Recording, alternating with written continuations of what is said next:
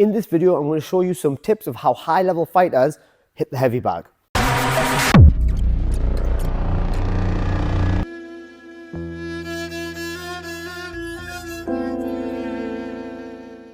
One of the first things for you to learn is how not to let the bag swing.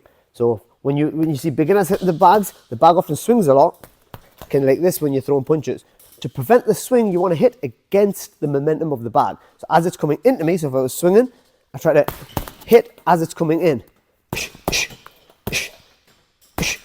rather than kind of running through it and letting it swing and then punching as it's kind of going away from me. So if you time the bag as it's coming in, it'll swing less. You can also change direction when you hit. So if you're hitting this way, you'll move and you'll hit on the other side, and then you'll move.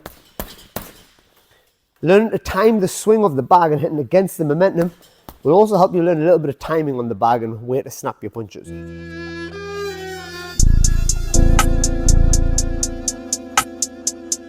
The next tip is breaking rhythms when you're throwing punches. So don't throw haymakers all of the time. So every punch shouldn't be a big haymaker.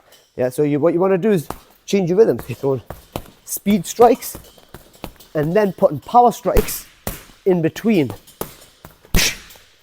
your rhythm. So you'll see a lot of fighters, they'll be tapping, set up strikes, and then boom, you throw a big power strike or a power combination. So you got to learn to mix up the rhythm and the pattern when you're throwing your combinations. High-level fighters will throw the same combo in different rhythms. So if it's like a 1-2 hook, yeah, you'll see them, they'll throw speed versions of this. Sometimes they'll throw the 1-2 fast, followed by a power hook after it, or they'll throw power strikes.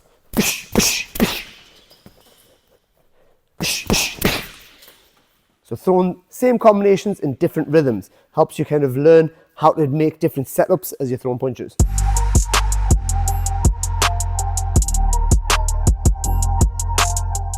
The next thing is to visualize an opponent in front of you. So whenever you're throwing a combination, you're thinking of your starting position, the combination that you're throwing, and then also an exit or a defensive movement after it.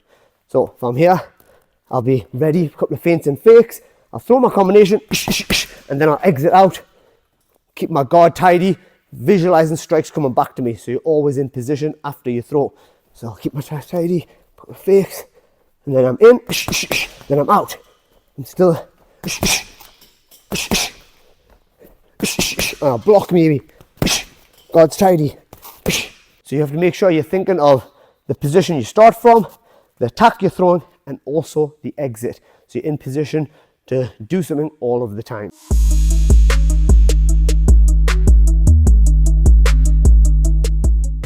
High-level fighters don't overturn their hips when they throw punches. So if I'm here when I'm hitting the bag, you'll see, I don't want to overly turn my hips and then let my feet slip as I throw the punch. So I'll do a short hip movement followed by a stronger, bigger shoulder movement, so it kind of whips the punch. So it's like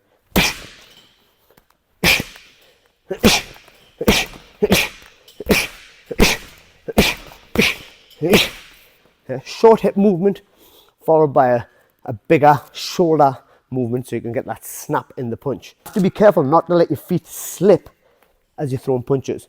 You want to plant your feet and then whip the hips and allow the shoulders to catapult the punch to get to that snap on impact. Whenever you throw a punch, make your hands come back faster than your shoulders. Your shoulders don't always have to pull back. So when I throw a right hand, I bring my hand back, my shoulder stays here. I throw a left hand, hand comes back, and I take a little pause here. This is also an active position where I could block, counter, weave, snap just before impact. So I'm throwing my punch, and then just before I make impact, I snap and return my hand to where it should be. So I'll go there, I'll bring my hand back, and I'll bring my hand back. So you start the movement and snap at the end.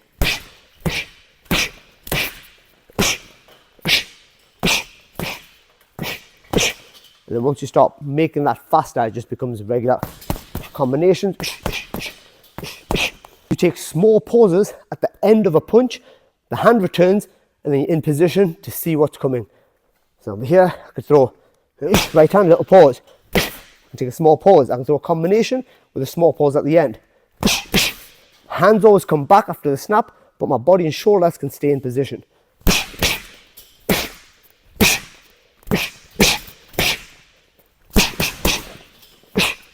Try to add some of those tips to your bag workout and see how it goes. If you enjoyed the video, please do like and subscribe to the channel and leave a comment in the comment section.